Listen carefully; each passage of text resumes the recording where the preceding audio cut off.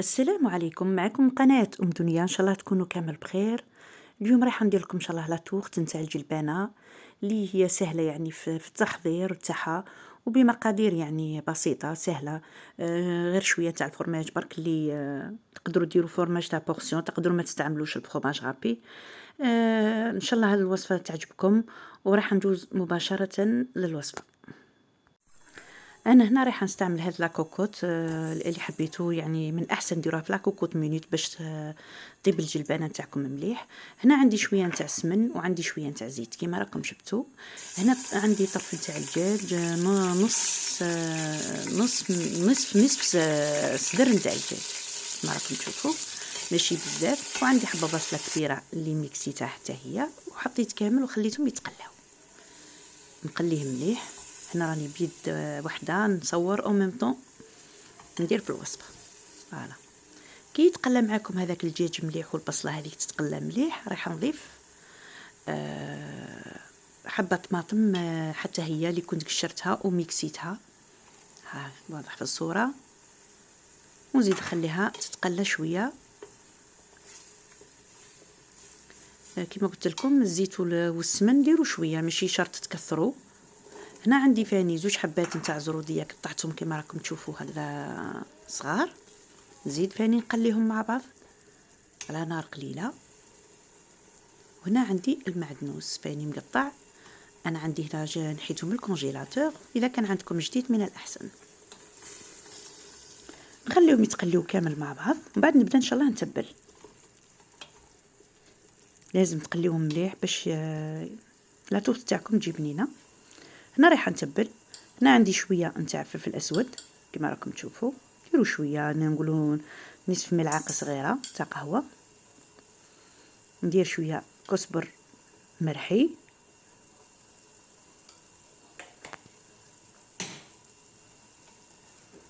نخلط كامل مع بعض ونخليهم يتقلاو.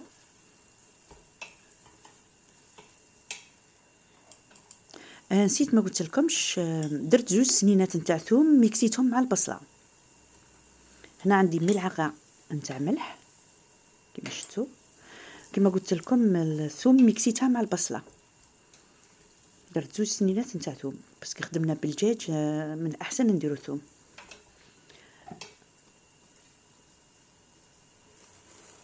هنا راح نستعمل هذه الجلبانه هذه نتاع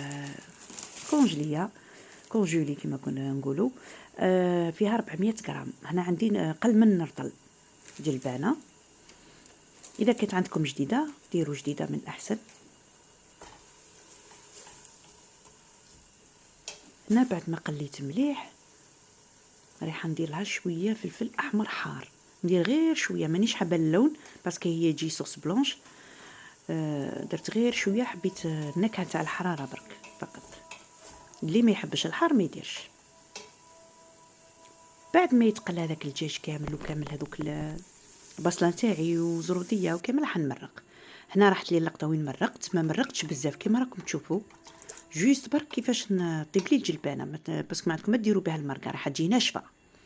هاي الجلبانه تاعي نكيتها فرغتها، شوفوا ما تجيش مغطيه يعني 100%. ها كيفاه. راح نسكر عليها لمده 20 دقيقه، من بعد كي طيب ان شاء الله تشوفوها معايا.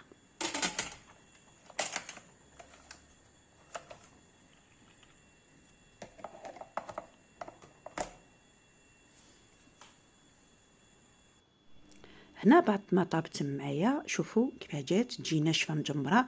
انا جات هنا عندي شويه لاصوص، هذيك لاصوص كنت نحيت شويه تاع لاصوص في هكذا في طاوه ولا نسحقها من بعد، خاطرش من بعد كي طيب الجلبانه نتاعي بعد ما طيب الفوق وكامل تنشف وما تاكلوهاش في هذيك الدقيقه، تقدروا من بعد تجيكم ناشفه باغي ديروها لغدا تبقى لكم العشاء تقدروا تسقيو بها.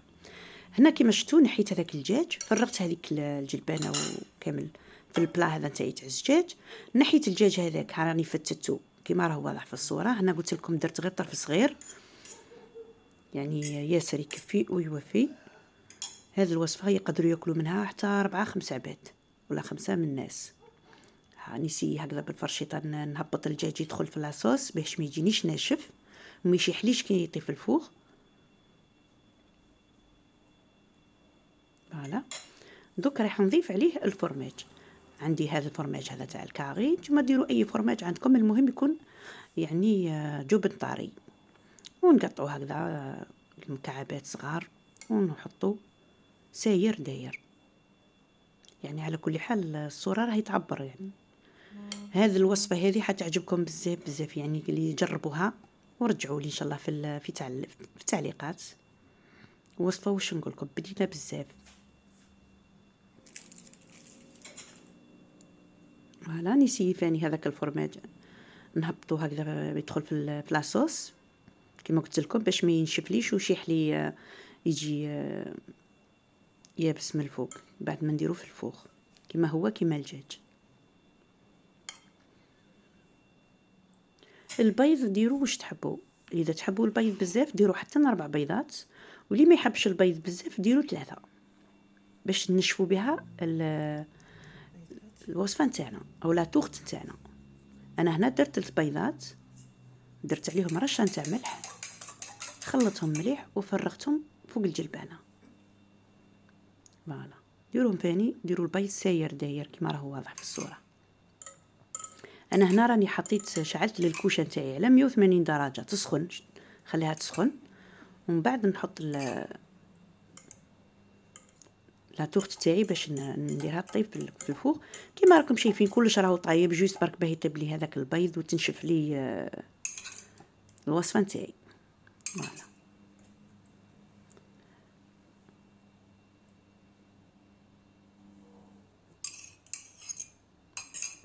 هذه الوصفه كنت درتها لكم ديجا في اوائل نهار بديت القناه تاعي، ما نقولكمش عندي 4 سنين ولا ملي بديت القناه. بصح ما كما قلت لكم دان خاطر نقول لكم في لي غوسيت تاوعي كاين الناس يقولوا لي ديرينا وديرينا ما يروحوش ما يعرفوش يجبدوا لي فيديو الاولين هكذا. قلت نعاود لكم الوصفه ان شاء الله تعجبكم، وخليوا لي التعليق وتقولوا لي اذا عجبتكم ولا اذا جربتوها. هنا عندي طرف نتاع فرماج شيدار، هذا اختياري، الفرماج رابي اختياري. انا موالفه نديرها بلا الفرماج تجي بنينه، ندير جوست هذاك الفرماج نتاع فرماج فوندو هذا ما ندير. مي كي ديروا لها هكذا الفرماج رابي من الفوق حزيد لها البنه وتعطيها هذيك تعطيها هذيك يجي من الفوق يجي دوغي ويجي بنين. مي اذا كان ما عندكمش ماشي ما ديروش.